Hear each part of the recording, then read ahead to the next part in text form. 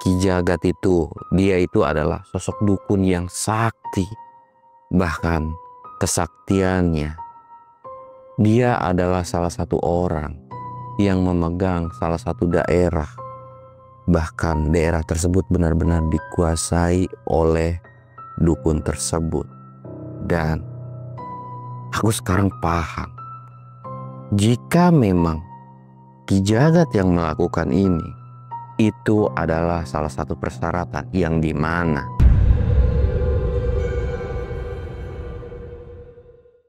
Assalamualaikum warahmatullahi wabarakatuh. Balik lagi di channel Samsul Mister Horror.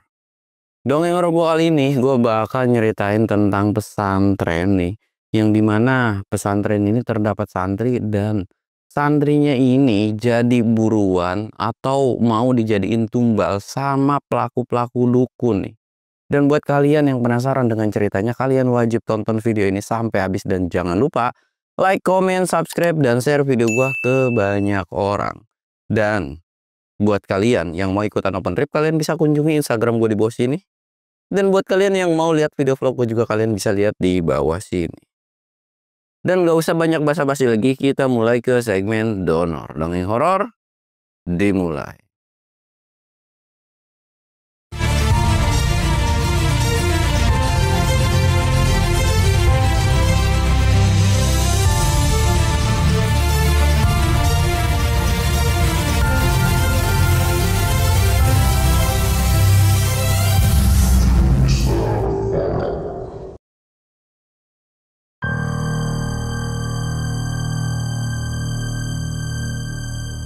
Oke, jadi sebelum masuk ke ceritanya, kita ritual kayak biasa nih cuy. Kita sebat but ya kan.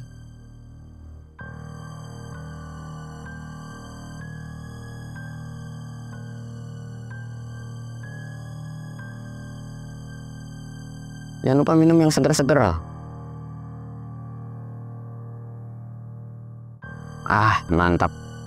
Asem.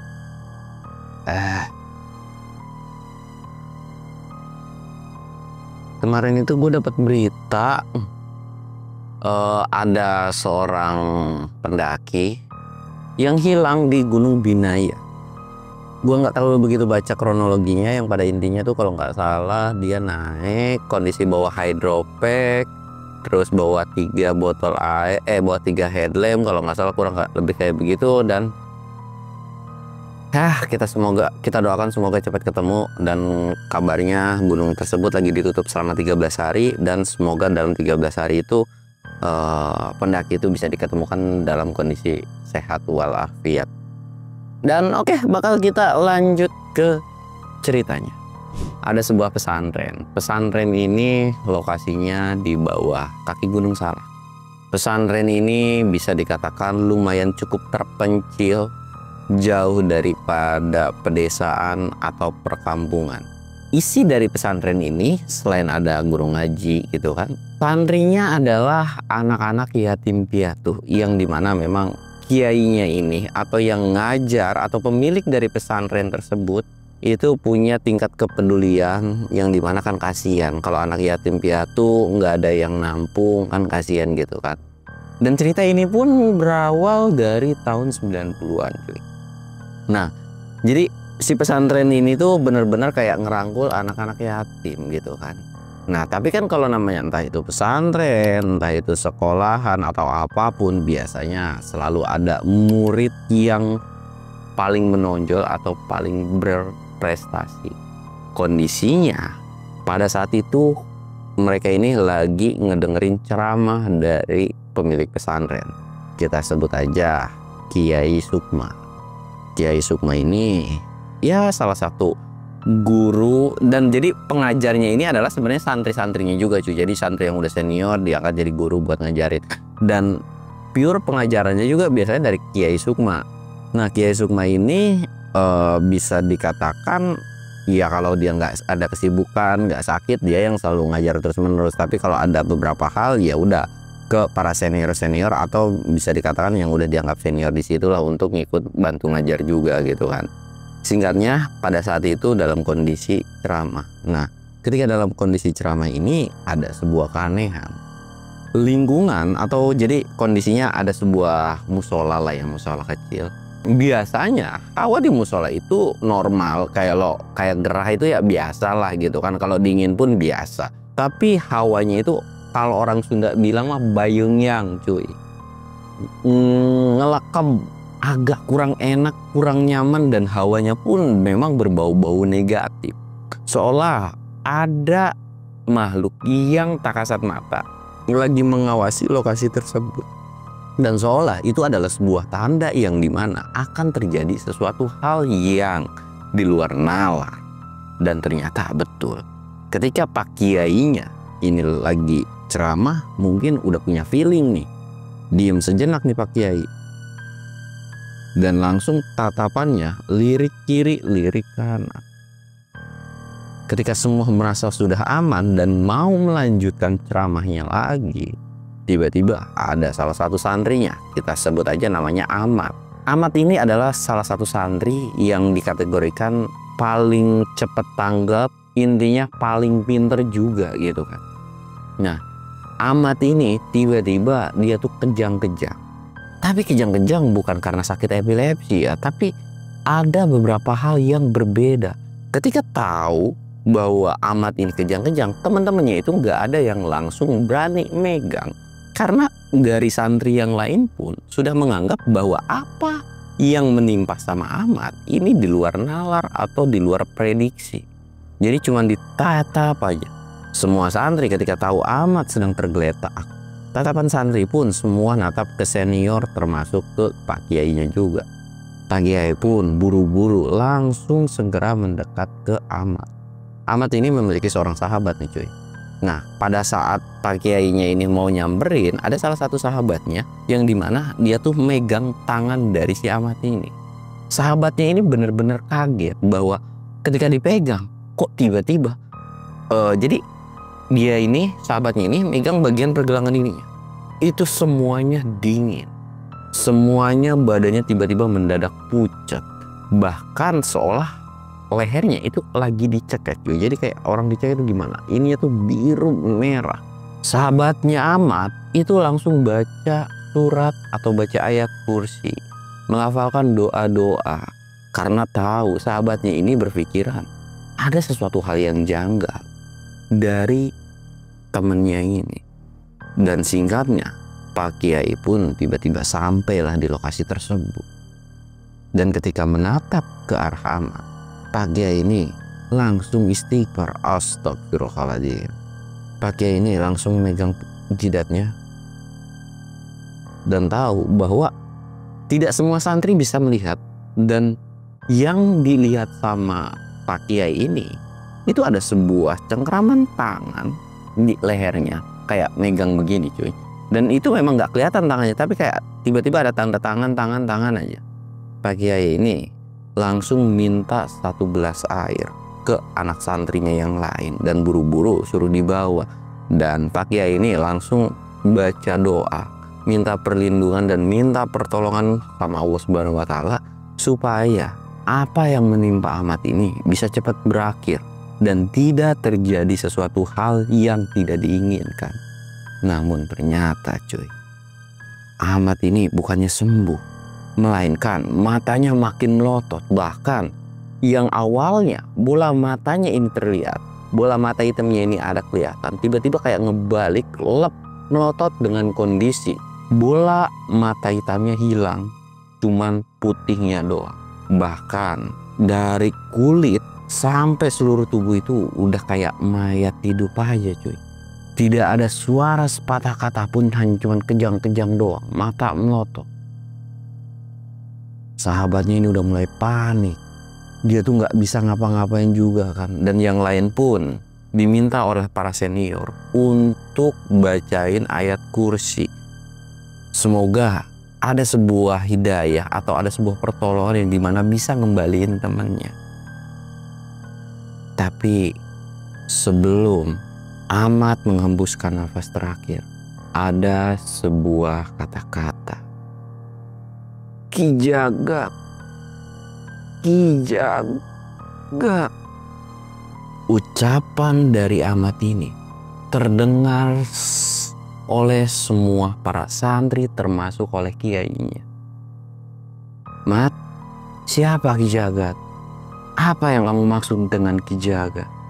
Tiba-tiba Ahmad sudah tidak bernyawa lagi. Dalam hati Pak Kiai cuman bisa menghela nafas. Dalam hatinya kesel. Siapa yang berani melakukan tindakan hal yang begitu menyeramkan sama santri-santrinya ini? Dan siapa Ki Jagat? Apa motifnya? Pak Kiai ini tahu bahwa yang terjadi atau menimpa dari para santrinya, dari santrinya ini, itu bukanlah tindakan kayak orang iseng, tapi ada udang di balik batu. Akhirnya pada saat malam itu pun Ahmad ini langsung dimandikan dan langsung dilanjut dikubur. Dalam suasana duka, dalam suasana tangis pilu kehilangan salah satu santri terbaiknya, Pak Kiai ini benar-benar cuman bisa diem, ngelamun, berpikir. Yang di otaknya adalah selalu terlintas ucapan dari Ahmad. Ya, ucapan itu adalah Ki Jagat. Dalam hati Pak Kiai selalu bertanya-tanya, siapa Ki Jagat? Siapa Ki Jagat? Setelah dari kejadian tersebut, kelihatan bahwa guru ngajinya ini atau Pak Kiai ini selalu ngelamun, walaupun ngelamunnya ini bukan dengan tatapan kosong, seolah kayak mengandung sesuatu hal yang beda lah gitu kan. Banyak santri ini mengkhawatirkan Pak Kiai.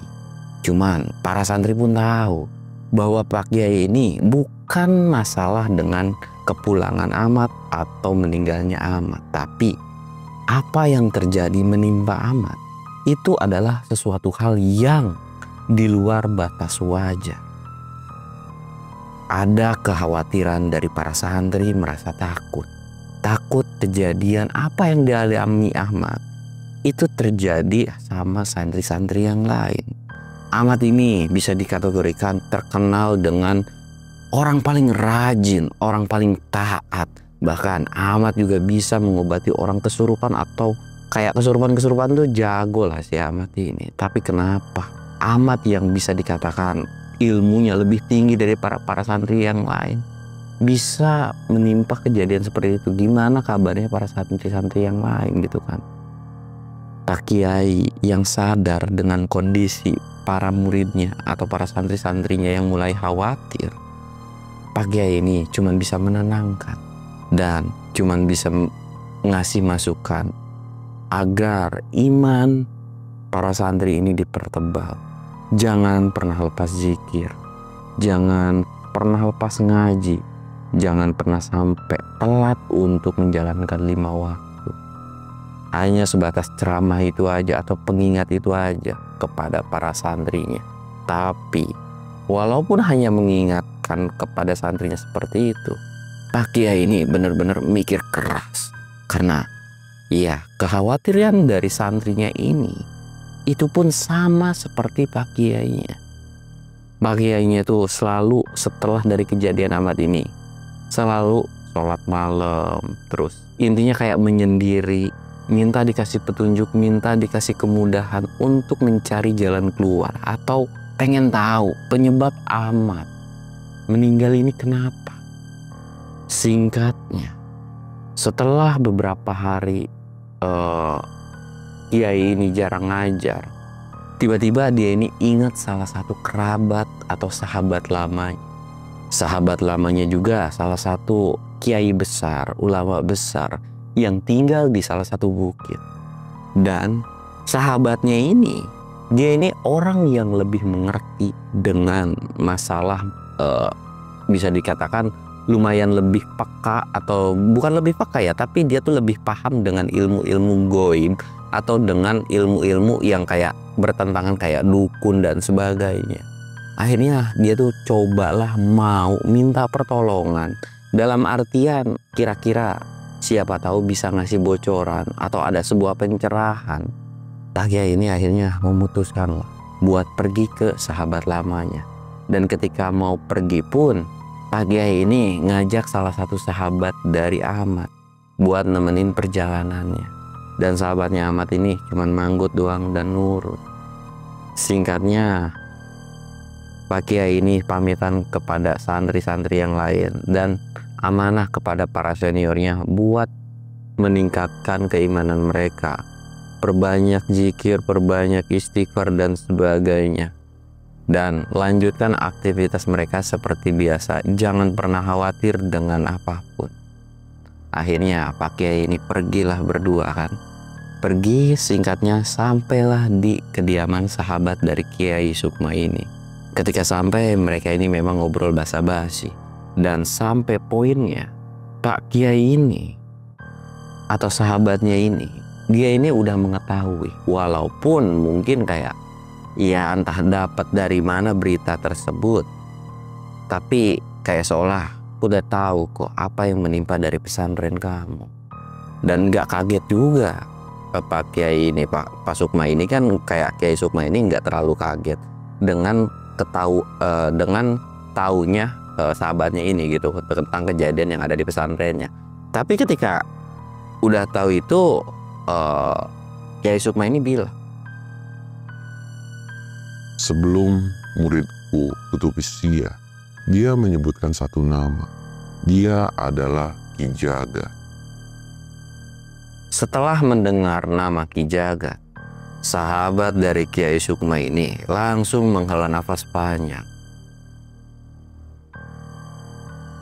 Seolah nama tersebut itu memang sudah terkenal dan sudah melanglang buana, dan bahkan memang salah satu orang yang memang bisa dikatakan ditakuti lah. Akhirnya sahabatnya ini bilang, Ki Jagat itu, dia itu adalah sosok dukun yang sakti. Bahkan kesaktiannya, dia adalah salah satu orang yang memegang salah satu daerah.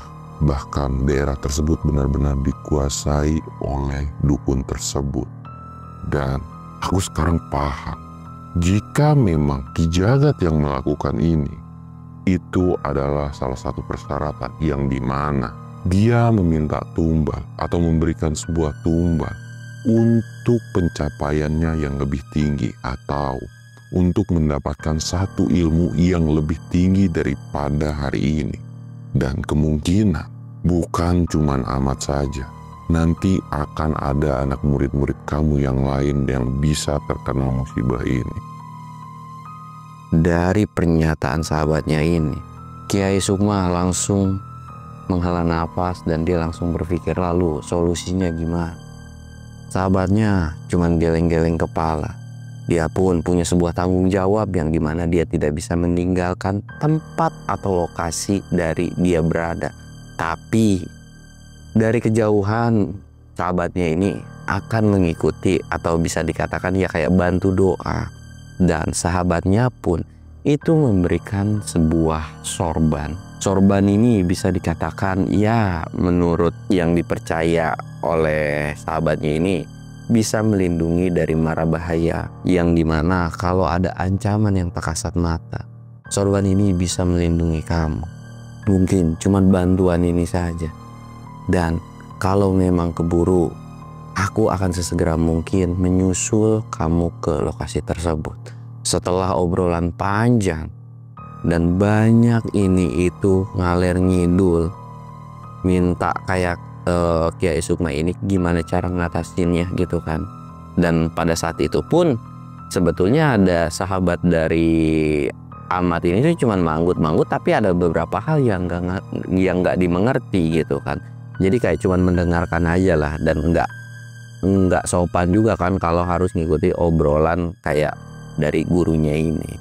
Singkatnya, setelah berkunjung ke sahabatnya, Kiai Sukma juga langsung berpamitan karena dia tahu apa yang harus dia lakukan pada saat itu. Singkat cerita, mereka berdua balik atau pulang lagi ke pesantrenannya. Mereka ini sampai di pesantrennya. Nah, ketika sampai di pesantrennya, ternyata banyak dari muridnya itu yang mengalami kesurupan massal. Banyak para senior yang kewalahan ngadepin dari para santri yang lain itu kesurupan. Tapi alhamdulillahnya, seolah kayak bener-bener pas banget waktunya Kiai Sukma ini tiba-tiba datang gitu kan. Dan di situ pun Kiai Sukma langsung buru-buru ngadepin murid-muridnya yang kesurupan dan mengobati murid-muridnya yang kesurupan. Singkat cerita, setelah mengobati murid-muridnya yang kesurupan ini, alhamdulillah pesantren itu mulai kembali normal. Dan Pak Kiai Sukma ini langsung bilang ke para senior atau kaki tangan dari kiai tersebut, bilang, jangan ganggu aku selama beberapa hari. Lakukan aktivitas seperti biasanya. Para santri senior ini seolah ngerti apa yang diucapin sama Pak Kiainya ini, cuy.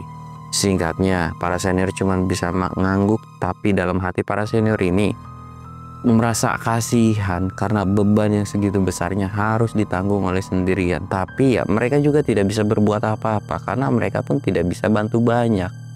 Ya mungkin mereka hanya bisa membantu doa dan mungkin nanti akan diadakan pengajian. Singkat cerita, Kiai Sukma ini akhirnya masuk ke salah satu kamar yang dimana kamar itu sederhana. Dia tuh melakukan sholat malam, dan setelah sholat malam Kiai Sukma ini langsung ngebuka sebuah kitab yang dimana dia membacakan alunan-alunan yang dimana bertuliskan surat tulisan Arab gundul gitu kan. Dan ketika selesai membaca kitab tersebut, Kiai Sukma ini langsung memejamkan matanya, seolah biarpun dia memejamkan mata seolah seperti orang yang tertidur, tapi Sukma atau batinnya itu nggak berada di lokasi tersebut. Tiba-tiba Kiai Sukma ini berada di salah satu hutan. Hutan itu diselimuti oleh kabut tipis, dan Kiai Sukma pun tahu bahwa hutan ini seperti apa yang dibilang oleh sahabatnya. Dalam penglihatan batinnya itu, Kiai Sukma terus jalan sampai ke pertengahan hutan, dan ketika sampai di pertengahan hutan, dia ngelihat sebuah gubuk, ada satu rumah kecil yang dimana kayak Kiai Sukma ini punya feeling bahwa lokasi atau gubuk tersebut itu adalah milik Ki Jagat. Dan betul aja cuy, pintu perlahan terbuka. Set, dari gubuk tersebut ada sebuah tatapan mata merah menyala menatap ke arah Ki Sukma. Nah ketika lagi mengarah ke Kiai Sukma ini, Kiai Sukma langsung tiba-tiba tersadar dari duduk semedinya dan nggak lupa ngucapin istighfar sambil nafasnya agak tersengal-sengal. Astagfirullahaladzim. Kiai Sukma langsung ngangkat tangannya dan minta pertolongan kepada Allah Subhanahu wa Ta'ala. Semoga beliau atau semoga dirinya dan para santrinya yang lain itu diberikan perlindungan, dan semoga pesantrennya tidak mengalami hal apapun lagi. Dan Kiai Sukma pun sudah menekadkan bahwa dia akan jadi Kiai Sukma ini kayak mau ngasih perhitungan, atau bukan perhitungan, kayak mau nanya sebenarnya tujuannya apa dan kenapa para santrinya yang jadi korban. Dan kalau misalkan tidak diberantas masalah perdukunan ini, mungkin bisa terjadi sama warga yang lain, dan ini bisa menjadi keresahan yang begitu meresahkan bagi warga. Akhirnya setelah bulat, walaupun memang dengan segala konsekuensi ya, nggak tahu juga, walaupun memang mungkin dia seorang kiai, tapi nggak ada yang pernah tahu bahwa ya bisa aja terjadi sesuatu hal yang di luar prediksi. Akhirnya setelah beberapa malam Kiai Sukma ini terus sholat malam, minta petunjuk dan minta perlindungan, soalnya kayak belum nemu waktunya nih buat nyamperin, sampailah kayak dapat pencerahan dimana kayaknya besok gua harus jalan. Nah sebelum jalan ini Kiai Sukma ini langsung bilang ke para santri senior untuk memberikan taburan garam, yang dimana Kiai Sukma ini udah ngasih kayak udah ngebacain doa mungkin ya. Jadi dia tuh ngasih garam dan minta untuk para santri senior ini mengelilingi semua dari area pesantren. Jadi biar Kiai Sukma ini nggak terlalu khawatir ketika meninggalkan para santrinya ini, dan para santri seniornya pun nurut. Dan sempat ada sebuah pertentangan yang dimana para santri senior ini kayak ngerasa ngapain sih harus seperti itu. Tapi di sisi lain juga Para santri ini juga bingung gimana cara ngelarangnya juga, karena memang mereka juga tidak bisa berbuat apa-apa. Dan kelihatan dari raut muka gurunya ini bahwa gurunya ini udah bertekad bulat untuk menyelesaikan masalah ini, cuy. Singkat cerita, karena santrinya juga nggak bisa ngelarang, akhirnya berangkatlah Kiai Sukma ini, cuy. Nah, berangkatnya itu nggak bisa dikatakan pergi ke salah satu bukitan yang dimana memang harus menjauh dari pesantren, dari tempat keramaian, dan kayak anggaplah gunung gitu kan, cuy. Dia ini pergi ke salah satu tempat tertinggi yang dimana nggak akan ada satu orang pun yang mengganggu dia. Dia pergi, dan ketika sampai di salah satu tempat tinggi ini, ya seperti biasa melakukan rutinitas kayak sholat dan sebagainya gitu kan. Sampailah ketika merasa bahwa dirinya sudah mulai tenang, rileks, dan waktunya pun lumayan cukup panjang, Kiai Sukma ini langsung duduk sila sambil kayak zikir, cuy. Pakai tasbih kan terus. Astagfirullahaladzim, astagfirullahaladzim. Terus-terusan zikir tanpa terasa. Sukmanya ini keluar sendiri dan pergi lagi balik ke hutan yang sebelumnya. Dan hutan ini benar-benar hawanya jauh berbeda seperti sebelumnya ketika dia pergi ke sana. Bahkan seolah hutan ini tuh memang sudah sengaja nunggu kedatangan dari Kiai Sukma ini. Tapi Kiai Sukma nggak gentar sama sekali, dia terus jalan. Walaupun banyak mata yang menatap ke arah Kiai Sukma, tapi Kiai Sukma tahu bahwa sosok tatapan tersebut itu cuma sebatas demit-demit kroco. Bukan perihal ancaman yang terlalu begitu mengerikan gitu kan. Banyak dari para demit-demit ini seolah kayak mau megang, tapi seolah para demit ini pun susah untuk bisa nyentuh dari Kiai Sukma ini. Bahkan ada beberapa setan yang pada saat itu coba untuk menabrakkan dirinya ke Kiai Sukma. Terus tiba-tiba mental sendiri, dan mentalnya ini dibarengi dengan suara ledakan petasan yang begitu kencang. Dar! Dan kehilangan dari setan tersebut itu langsung memunculkan asap hitam, cuy. Dan di sepanjang perjalanan pun Kiai Sukma tuh terus-terusan zikir, nggak pernah lepas dari zikirnya. Singkatnya, dia sampailah di pertengahan hutan, dan ketika sampai di sebuah pertengahan hutan ini, di situ ternyata Ki Jagat ini langsung buru-buru keluar sambil tertawa lepas. Akhirnya kamu datang juga.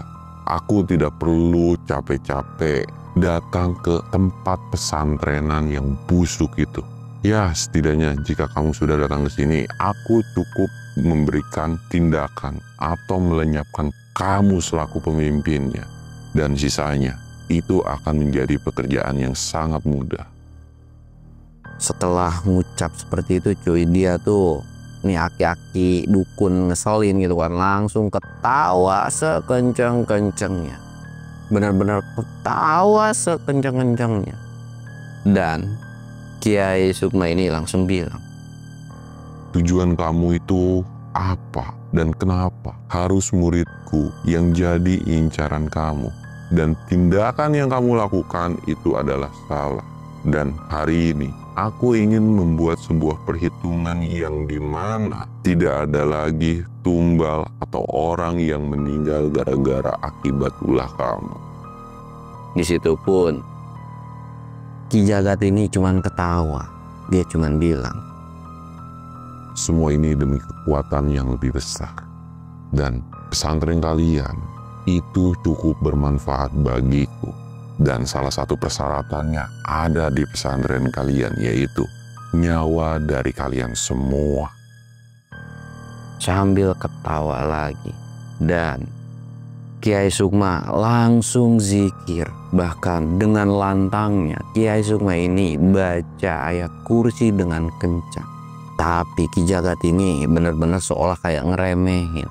Ki Jagat ini juga ngerapalin mantra-mantra komat kamit gitu kan. Tiba-tiba area sekitar yang awalnya cuma ada mereka berdua, tiba-tiba sepasang mata merah ini benar-benar kayak natap dan ngebentuk. Jadi perwujudannya nggak begitu kelihatan, jadi kayak seolah bayangan aja nih, cuy. Jadi banyak banget dan kayak mau ngeroyok dari Kiai Sukma ini, cuy. Nah, ketika sosok bayangan ini mau mendekat, set, tasbih yang ada di tangannya Kiai Sukma ini langsung dikepisin. Allahu Akbar. Bus, tiba-tiba hilang. Cara seperti ini tidak akan pernah mempan. Maka cepatlah taubat. Tapi Ki Jagat ini justru malah ketawa-ketawa. Bahkan dia tuh kayak ngeremehin. Tenang, gua masih punya banyak ilmu. Lagi-lagi Ki Jagat ini ngerafalin mantra-mantra lagi. Dan dari bawah kaki Kiai Sukma ini seolah ada akar-akar yang kayak akar-akar ini tuh hidup sendiri, kayak punya nyawa sendiri yang ngiket kaki-kaki bahkan ngelilit dari bagian badan-badannya Kiai Sukma ini. Tapi Kiai Sukma ini seolah nggak gentar dan ingat dengan pemberian dari sahabatnya, yang dimana sorban dari sahabatnya ini tuh ketika akar-akar ini menyampe, sorbannya ini seolah kayak jatuh sendiri cuy, set. Dan ketika jatuhnya sorban tersebut, itu tuh kayak ngebuat akar-akar itu tuh minder atau kabur menjauhi dari badan Kiai Sukma ini. Dan ngelihat kejadian tersebut, Ki Jagat juga malah geleng-geleng kepala doang dan senyum-senyum lagi. Baiklah, sekarang aku tidak akan main-main dengan kamu. Dan pada saat itu pun Ki Jagat ngerafalin mantra lagi, dan suasana di sekitar itu benar-benar gelap, mencekam, dan jauh lebih mencekam daripada sebelumnya. Bahkan mungkin kalau suasana malam itu kan kelihatan bintang atau bulan, tapi itu seolah benar-benar nggak ada bulan, nggak ada bintang, benar-benar pure gelap sama sekali. Dari gelap pekatnya itu muncul sebuah sinar, yang dimana sinar itu tuh kayak memang iya pertolongan Allah Subhanahu wa Ta'ala gitu kan. Dari tasbihnya itu kayak muncul sebuah sinar cuy. Nah, dimana ketika muncul sebuah sinar itu, Kiai Sukma ini kayak ngelihat kok ada sosok besar. Apa ini? Ternyata sosok besar itu ketika semakin lama diperhatiin, semakin lama itu adalah sosok ular yang besar banget cuy. Dan tahu bahwa perwujudan dari ular besar itu adalah sosok makhluk yang bisa dikatakan di luar nalar atau nggak wajar. Dan memang sosok ular tersebut ini bisa dikatakan beda dari ancaman kedua yang sebelumnya ini cuy. Akhirnya Kiai Sukma ini langsung dia itu duduk sila dan benar-benar langsung baca doa, minta perlindungan sama Allah Subhanahu wa Ta'ala. Matanya terpejam dan ular tersebut seolah mau melilit dan benar-benar ngelilit. Bahkan di badan Kiai Sukma ini benar-benar kayak ngerasa kesakitan banget, kesakitan parah separah-parahnya, benar-benar parah separah-parahnya, bakal sampai untuk ngeluarin sebuah satu kata aja itu benar-benar susah dan sulit banget. Tapi cuy, namanya pertolongan atau ilmu putih itu kan emang nggak bakalan bisa dikalahin sama kegelapan. Akhirnya ular itu pun tiba-tiba ngerang kesakitan kayak seolah kepanasan. Dan tiba-tiba lilitannya itu benar-benar ngelepasin Kiai Sukma. Nah, ular tersebut bukan cuma sebatas kesakitan atau kepanasan, melainkan ular tersebut itu perlahan bentuknya pudar-pudar dan menjadi sebuah kepulan asap hitam. Ngelihat makhluk tersebut atau peliharaannya yang paling kuat ini binasa, Ki Jagat benar-benar marah. Ki Jagat lari sekencang-kencangnya untuk nerjang dari Kiai Sukma ini cuy. Nah, ketika mau diterjang ternyata ada sebuah dinding atau tembok yang memang tidak bisa ditembus sama Ki Jagat. Dan seolah ada sebuah hantaman yang tak kasat mata, bahkan Ki Jagat sendiri pun gak bisa ngelihat apa yang ngantem badannya itu. Dar, ketika ngantem ada sebuah ledakan yang begitu kencang banget. Dar, kenceng banget tuh pokoknya tuh. Nah, ketika udah meledak ini cuy, akhirnya Kiai Sukma ini langsung ngelek dan langsung ngucapin alhamdulillah. Setelah mengusap kedua tangannya ke mukanya, lokasi hutan tersebut itu perlahan tuh kayak balik lagi ke semula atau pada seperti umumnya hutan biasa. Walaupun hawanya masih kurang normal. Ki Jagat ini badannya benar-benar hancur. Kulitnya seperti kayak luka terbakar. Dan Kiai Sukma sempat bilang, cepet tobat. Semoga kamu bisa diberikan ampunan. Tapi walaupun dengan kondisi badan dari Ki Jagat ini yang hancur-hancuran, bukannya pengen tobat, tapi justru malah ketawa dan bilang, Aku ini raja dari segala raja, dan aku adalah penguasa dari wilayah ini, dan ini bukanlah akhir dari segalanya. Kiai Sukma cuman bisa istighfar, seolah kayak udah dikasih kesempatan untuk bertobat, tapi dia masih nggak mau. Kiai Sukma ini akhirnya ngambil sorban tersebut sambil membacakan surat-surat atau lantunan ayat Al-Quran, dan sorban itu pun langsung ditutupin ke bagian kepala dari Ki Jagat ini. Ki Jagat langsung kayak cacing kepanasan, bahkan ngerang kesakitan. Lepaskan! Bener-bener kayak minta buat ngelepasin dari sorban tersebut. Dan sorban tersebut lama-kelamaan itu cuy, bener-bener kayak tiba-tiba tuh yang memang kayak manusia ini tiba-tiba langsung jadi kayak kebakar sendiri. Dan bahkan sorban itu pun kayak seolah ikut kebakar juga. Dan setelah dari kejadian itu pun, hutan yang awalnya masih ada hawa-hawa mistis gitu kan, tiba-tiba balik lagi jadi hutan yang normal. Dan setelah dari kejadian tersebut, Ki Sukma ini langsung buru-buru balik ke lokasi atau ke tempat yang sebelumnya. Alhamdulillah akhirnya balik lagi lah. Dan ketika sampai di lokasi, atau Sukmanya ini balik lagi ke raganya, dan ketika membuka mata ternyata di situ ada salah satu sahabatnya yang lagi duduk sambil senyum tipis ke arah sahabatnya ini. Alhamdulillah, gimana? Selesai. Kiai Sukma pun cuman manggut bahwa seolah ya semuanya sudah selesai. Akhirnya mereka berdua pun langsung pergi ke pesantrenan, dan ketika sampai di pesantrenan pun ada raut muka khawatir dari para santrinya. Namun ketika sahabat dari Kiai Sukma ini menjelaskan bahwa guru kalian itu nggak apa-apa, cuman butuh istirahat dan kelelahan aja, akhirnya mereka semua tuh kayak tanda senang. Dan nggak lupa juga sahabatnya ini juga bilang, kalian tidak perlu khawatir, selama iman kalian kuat, tidak akan pernah ada yang bisa menyakiti kalian, terutama dalam perihal gaib.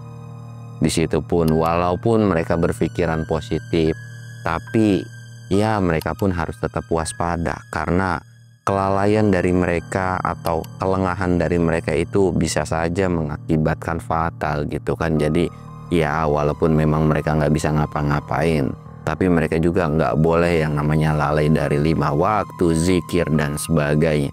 Dan sampai akhirnya setelah dari kejadian tersebut pun, ya setelah mulai fisik dari Kiai Sukma ini agak mulai membaik gitu kan, dia pun akhirnya menjelaskan ke para santri-santrinya dengan apa yang sudah terjadi, tapi nggak terlalu mendetailkan kejadian apa yang sudah terjadi gitu kan. Jadi kayak ya insya Allah yang sebelumnya menyakiti amat ini ya udah nggak bakalan nyakitin mereka lagi. Ya walaupun Kiai Sukma ini pun bilang bahwa ya ilmu hitam itu nggak bakalan pernah bisa hilang selama manusia masih ada atau selama bumi ini masih berputar gitu kan. Pasti akan masih muncul Ki Jagat yang lainnya. Ya Ki Sukma ini cuma bisa ngasih amanat ke para santri supaya kalian tetap berhati-hati dan jangan lupa minta perlindungan kepada Allah Subhanahu wa Ta'ala untuk dijauhkan dari mara bahaya.